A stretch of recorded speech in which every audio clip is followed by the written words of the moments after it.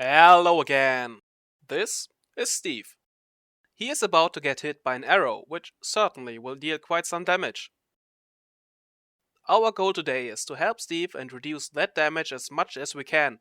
To do that, we will have a look at how Minecraft calculates damage. We start by looking at his hands.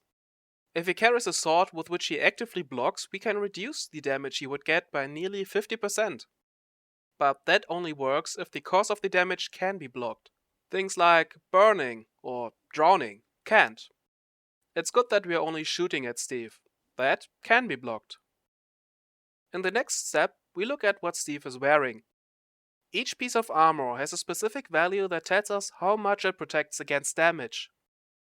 We now sum up all values for all the armor that Steve wears.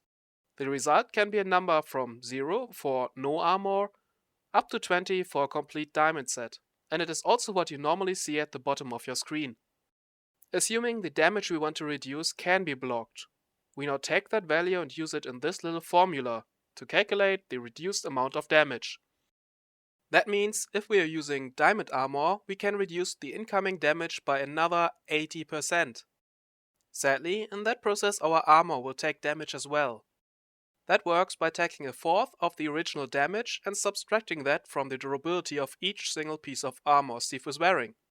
Unless, of course, the armor has the unbreaking enchantment.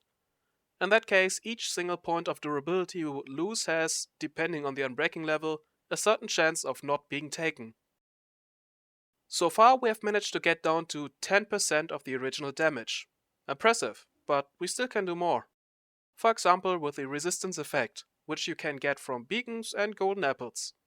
Resistance can protect you against everything except falling into the void. The actual calculation is very similar to the one for armor. We multiply the resistance level by 5 and use the result in the same formula as the armor. With resistance 2 from a beacon, we now drop the total damage down to 6% of the original. Now let's have a look at enchantments. First we calculate some numbers for each single damage reducing enchantment on our armor. Those numbers get added up and then capped at a maximum of 25.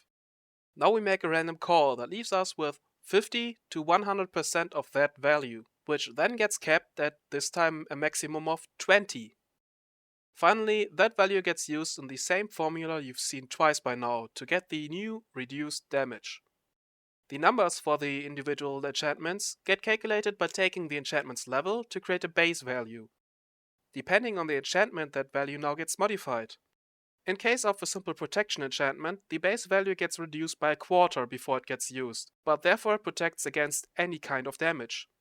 The other protection enchantments only reduce their particular kind of damage, but they result in higher value. Assuming a best case scenario, enchantments can reduce the incoming damage by up to 80%. For Steve that means we're down to 1.2% of the original damage. And there's still one last thing we can do. The absorption effect. You may see it as extra health, but technically it just reduces the incoming damage, not to a certain percentage, but by a certain amount.